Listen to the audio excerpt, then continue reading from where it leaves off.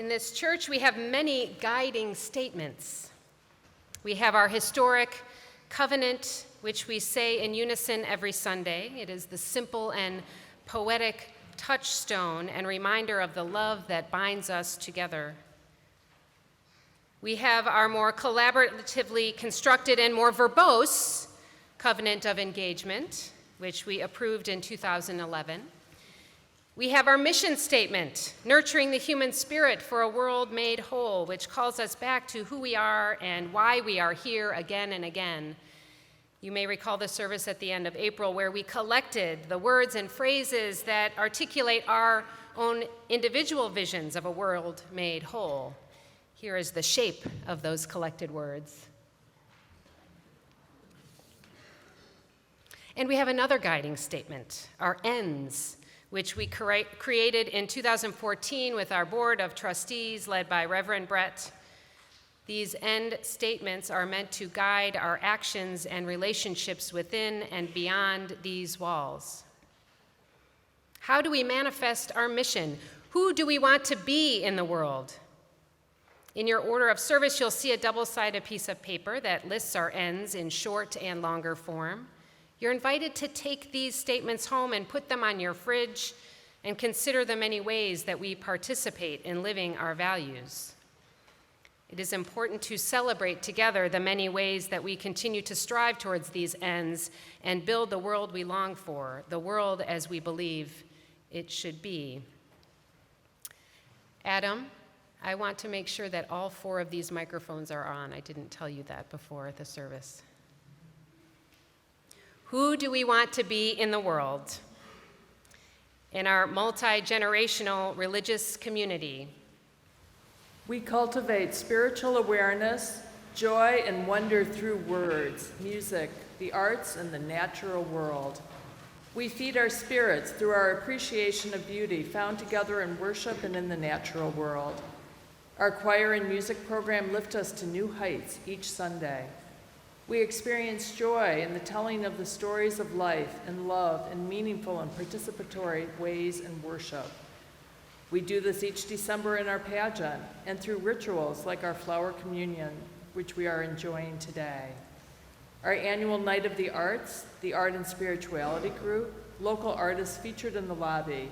These are ways we grow our spirits. We celebrate and help to sustain the beauty of the natural world with our garden swap and Harms Woods cleanup. We foster intellectual excitement, lifelong learning, truth-seeking, and respect for our traditions of reason and faith. We grow eager learners and support the quest for truth and meaning throughout life, with our youngest to our eldest. We provide loving care to our babies. We offer engaging classes for our young people to deepen their understanding of what it means to be a Unitarian Universalist and to deepen their understanding of their own faith journey. This learning culminates in a trip to Boston, where the seeds of Unitarian Universalism were planted. We offer our whole lives a comprehensive relationship-based human sexuality curriculum. Adults participate in humanist discussions and forum, explore a range of topics related to justice in book groups and film discussions, and grow in relationship and listening through covenant groups. We build public community, inclusive welcoming, compassion, care, generosity, and goodness. We create a supportive place to take risks and grow in service to others. Our hospitality teams practice radical welcome, and we've made our building more accessible. We've explored building a more inclusive community with upswing advocates. We formed a pastoral care team with 8 members commissioned to attend to the needs of folks struggling in a number of ways. We have a caring committee that offers meals and rides at times of crisis or moments of celebration. We encourage members throughout the membership journey to find the best way to share their gifts. We are a people of diverse beliefs, united by our covenant. We develop relationships that open us to the lives of people in our congregation, our community, and our world. We partner with people of all faiths and traditions to serve our community. Through our interfaith relationships, we take part in the Thanksgiving and Martin Luther King services. We learn at all ages about other faith traditions and how they relate to our own. We develop spiritual practices drawing from many sources, including Buddhist, earth-centered, humanist, and biblical traditions, science, and our own direct experiences. We connect with the community through our garden swap, Bike the Ridge, Stand Against Racism, the Rummage Sale, and the Winter Shelter. We act for social, economic, and environmental justice through study, advocacy, and outreach. Through the social justice teams that make up our Social Justice Council, including the Racial Equity Action and Leadership Team, Green Team, Peace and Justice, Immigrant Solidarity, Food and Shelter, Rainbow Alliance, Organizing, and Prison Ministry teams. We build solidarity and power to make change through educating ourselves, providing direct service, showing up to witness, and advocating for an end to oppression in all forms. Through our weekly vigils, letter writing, film series, workshops, and meetings with legislators, we are working to make our world more equitable and just for all people and for the planet. We share these examples of how we are moving toward our end statements not to convince ourselves that we've arrived. We know there is still room ahead of us on our journey. We share these examples to remind ourselves of the ways we grow in relationship, in mutual empowerment, and in spirit as we strive together. We share these examples of living our values to remember that we all have a part to play, and each of us is encouraged to play whatever part we can. We celebrate one another and thank each other for being a part of this beloved community, working to make the world more whole and just, more loving and wise, more beautiful and free. Thank you to each of you.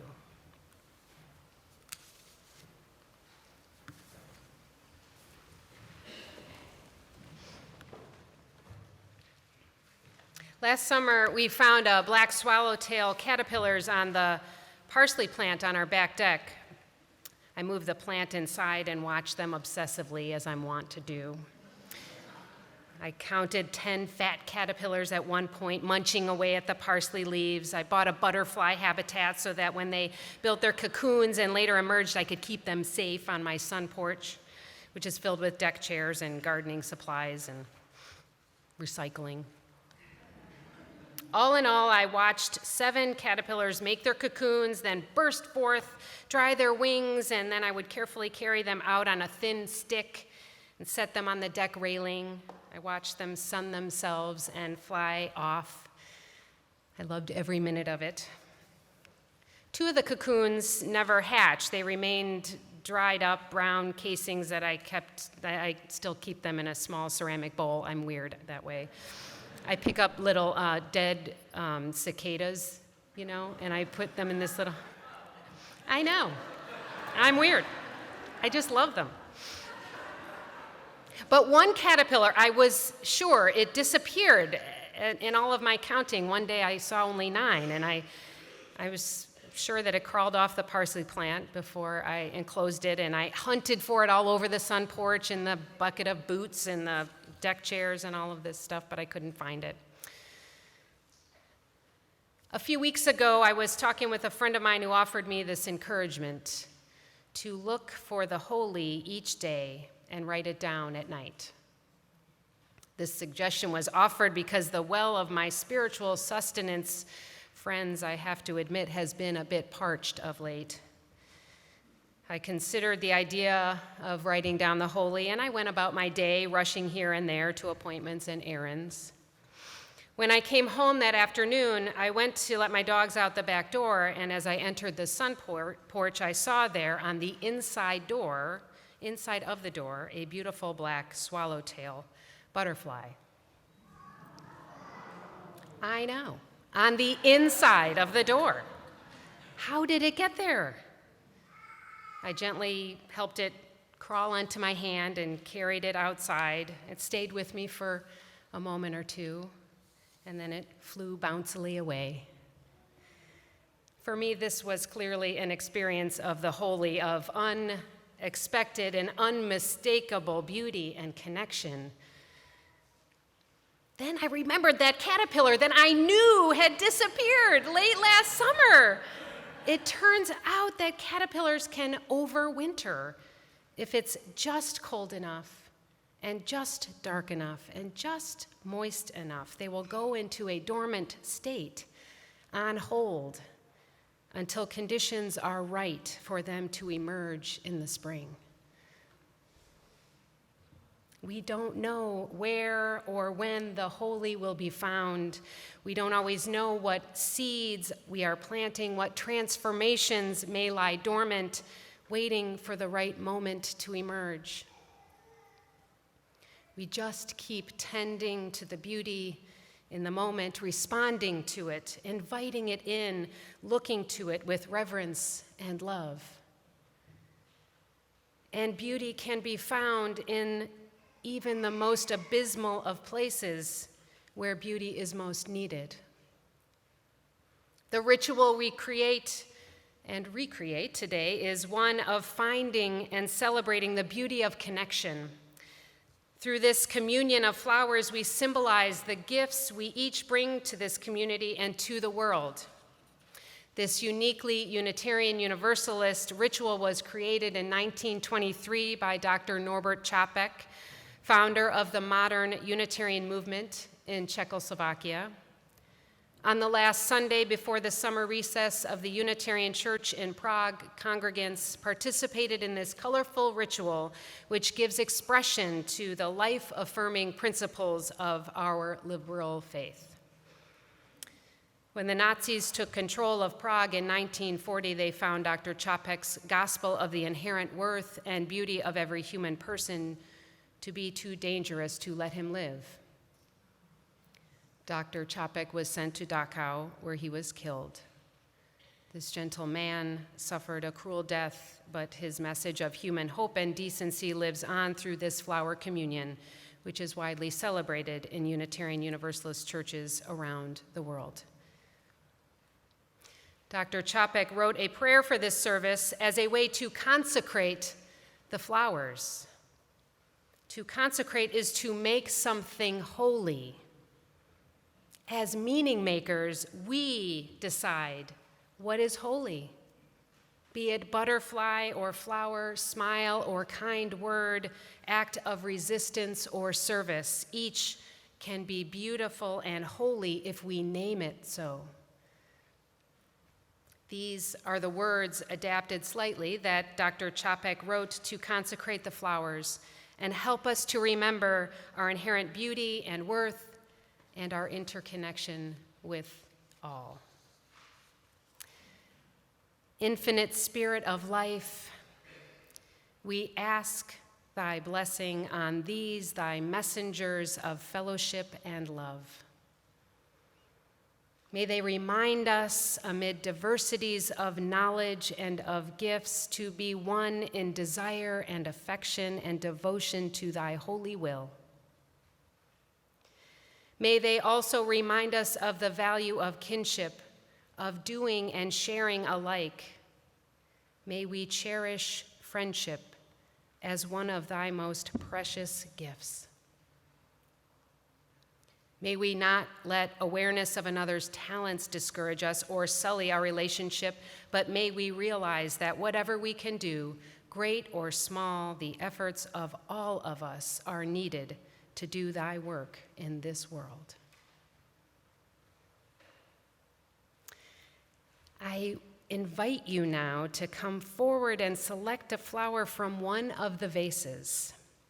Select one that is different from the one that you brought. And I invite you to, as you approach, take in this collective glory of these beautiful creations. Take a moment to listen and look and select a flower that calls to you, and then you may return to your seat. Please come forward now.